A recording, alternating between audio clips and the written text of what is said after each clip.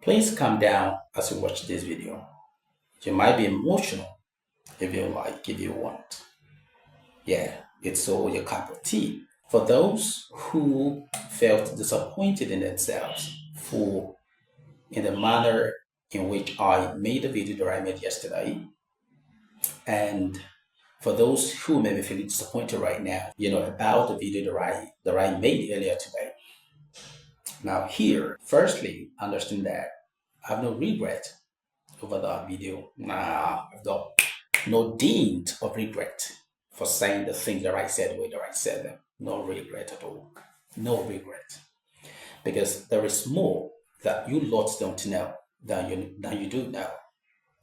And indeed, I'm going to give you a background into why I will always be angry with the current and the past realities in Nigeria, which is our home country, my home country. See, and to do that, I'm going to be reading the summary of one of my all-time best books, Sizwe Banser is Dead by Otto Fugard. That book is one that I read during my university days. I love that book so much, all because it represents, the true picture of the realities of people back home. My reality as a Nigerian. That book, even though it's a book that dramatically exposes or documents the sad realities, the dehumanization of the black man during the apartheid regime in South Africa, that book is still speaking to the realities of most Nigerians. And if not of most Nigerians, it's speaking about our own reality as an individual. So that is why you have to be careful of the messages that you send to me about, oh, you should have been diplomatic in the way that you said the thing that you said. Come on, don't tell me that bullshit. Don't tell me that bullshit. So like I said, I'm going to be reading through the summary of Sizwe Banser is Dead so that you have an idea of where my anger is coming from. And then after that, I'm going to tell you how this speaks to me directly. If it doesn't speak to you directly in this way, but you listen to how this affects my life. I'm reading from my system, by the way. At its core, the play Sizwe Bansi tells the story of Sizwe Bansi, a black man trapped in a system that reduces his existence to a passport book, a passport number, an identification number. At its core, at the heart of this book, the play tells the story of Sizwe Bansi, a black man trapped in a brutal system that reduces his existence to a passport number. Under apartheid laws, their identity, movement, and right to live in a city are strictly controlled. When Sizwe is declared dead, when Sizwe is declared illegal in Port Elizabeth is a city in the then apartheid South Africa. Sizwe faces a devastating choice. What's the choice? The choice to return to poverty and obscurity or cease to exist legally. In his own country, he is declared illegal to work in Port Elizabeth, all because that part of the country belongs to the white folk. It's a place of opportunity for the white and the white alone. So, Sizwe is declared illegal, a persona non grata in his own country, that he cannot work there. So, what that law means is that he has the choice. I mean, he's only left, to the choice of returning into poverty or obscurity, into complete hideout, or cease to exist legally. In a chilling twist, survival demands erasure. Erasure from erase. Sizwe had to erase his identity all in the name of survival, all in the bid to survive. So in the chilling twist, survival demands erasure. After discovering the dead body of a man named Robert Zwelenzima, Robert Zimmer is a white folk. Robert Zimmer, Sizwe is persuaded to resume the dead man's identity. Yeah, that's according to the story. This is a book every African, every Nigerian should read. So Sizwe is persuaded to resume the dead man's identity. By becoming Robert, Sizwe can work, live, and provide for his family. But this choice comes at a profound cost. What's the cost? Sizwe Bansi must officially die so that he can live. Did you hear that? So that he can live. This haunting paradox lies at the heart of the play. Imagine that you have to assume the identity of a dead human being by taking up the passport number, and you begin to use that tag, and you drop your own name, your personality, and act, and take up the identity of someone who is dead, just so you could work, just so you could eat, just so you could feed and survive in your own home country, on your own soil. So, how crazy that is. This haunting paradox lies at the heart of the play. Apartheid doesn't just oppress people. The Nigerian system doesn't just oppress people. It forces black individuals into moral and existential crisis. Existential crisis, where identity itself becomes negotiable. And that is my story. I'm coming to that. Where identity becomes negotiable. A man is compelled to abandon his name, his past, and his very self just to survive in his own country. That has been my fate all along. That has been my story. I'll get there. Finally, Fugard uses this transformation to deliver a piercing critique of the apartheid, a system so cruel that it turns survival into a form of self-erasure. Erasure, S-U-R-E, erasure, to erase something completely. A system so cruel that it turns survival into a form of self-erasure, where being alive is only possible if you're willing to become someone else, even a dead man. To live, to survive, to eat, you have to act like a dead man. You have to take the identity of someone who died. The play leaves a lasting question. What does it mean to be alive if the world refuses to recognize who you truly are? Who you truly are. And that's my story.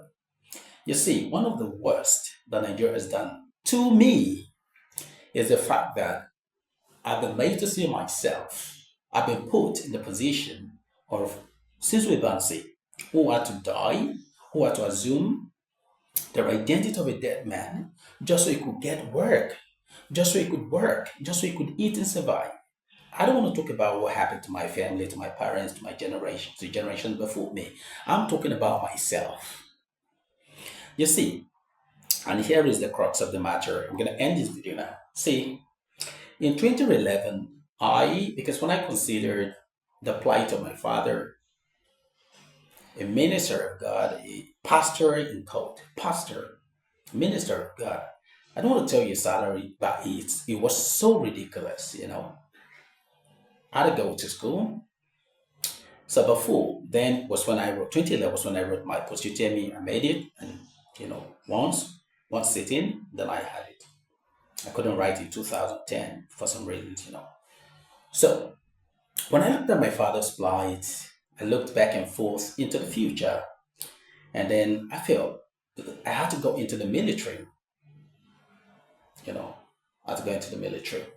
So I took the NDA form. I heard about how bureaucratic the process was and how you had to go through this, go through that, but I got the form anyways. And to get the form, I had to cut down my age because I was above the entry age into NDA. So I had to go reduce my age because I felt that was the only way to get to where I had in mind. I had some very crazy, some messages popped in, right? So I had a very crazy idea about what I wanted to do as an individual, in Nigeria. So, and I felt going into the military through NDA was going to be a perfect opportunity. First, first of all, to avoid poverty, like to escape poverty, and secondly, to have some revenge mission. That was those were the two reasons why I went into NDA. I mean, why I took the form, which I passed, by the way. See, what I'm saying is, before I had to apply to go to NDA, I had to cut down my age, my identity. What defines me don't have to be forgone. I have to reduce my age. And you know what that means? As an African, your age is a pride. How elderly you are is one of your prides as an individual. And so I went ahead to reduce my age. We had everything done. But I knew from that point that I was taking the form. I was taking the passport number of Robert Zuma, just like Tudor Banks picked up his passport number to survive. I had to reduce my age, and that's the age I assume up until now. Well, because I wanted to go to India in my own country, an opportunity to survive, to escape poverty, and then finally for me to revenge. Now, where is the pride? Like, I feel from that moment, from that decision, my pride was taken. You know what? There are just people that, like they say, oh, normal, normal, normal, normal. Normally, I'm much older than they are, much older than they are. But because I've gone ahead to reduce my age, I have to serve them. There's even one who failed, who still feels now. Is my elder brother. He's much older than I am. He calls me by name, those things, and I use sir for him. I use sir. What? Because my paperwork say otherwise. I mean, my paperwork actually show that he is older than I am. Not knowing that, actually, his elder brother. There are people like that. This means a lot to me. It may not mean anything to you, but it means a lot to me that someone that are much older than, someone that are much older than, I have to serve the person. He has to, in his mind, he has to believe, he believes actually that he's older than I am. He calls me by name and he expects me to say brother. He expects me to write brother, to tell him brother. And I've been doing that. That is my pride, bro. It's one of my pride. That someone you're much older than, even if we were born the same, there's this one in particular that we were born the same year. I attended his birthday party once. I won't mention this month, but I can say it's the last month of the year. And I was born in the first month of the same year, 27th of January. I'm much older than he is. But each time I type and I don't say brother, good morning, sir, and all because they all know my Nigerianized age, the age I assume just to escape poverty. You know, he looks at me in some type of way. He looks at me with, come on, who is this one? I'm his older brother. Calls me by name, and I think it's crazy that that my country put me in a place where my natural pride had to be forgone just so I could go into the NDA, just so I could amount to anything. I think is the height for me. That's the height for me, is the peak for me, is the zenith. So that if I come out ranting, if I come out showing my anger, my frustration, and that's just the least. In the cruelty that the Nigerian system, the failed Nigerian system, has meted to me, has done to me. So that's just the tip of the iceberg. There'll be more subsequently, more subsequently. So, thanks for watching. Thanks for watching. But I'm saying this to everyone, to those who yeah, but those who just come to my DM and say, hey, I'm coming, I'm coming, I'm coming. I've got a lot inside of me. So much to talk about. So very much to talk about. A lot to talk about. Nigeria has failed me. it's failed my parents, it's failed the ones who came before me.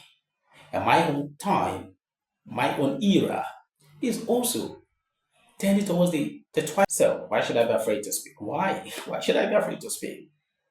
I, I'm tired of, I can't keep living in the shadows, in delusion, in self-erasure, in self-denial. I can't keep living that way anymore. I can't keep living that way. We've had enough.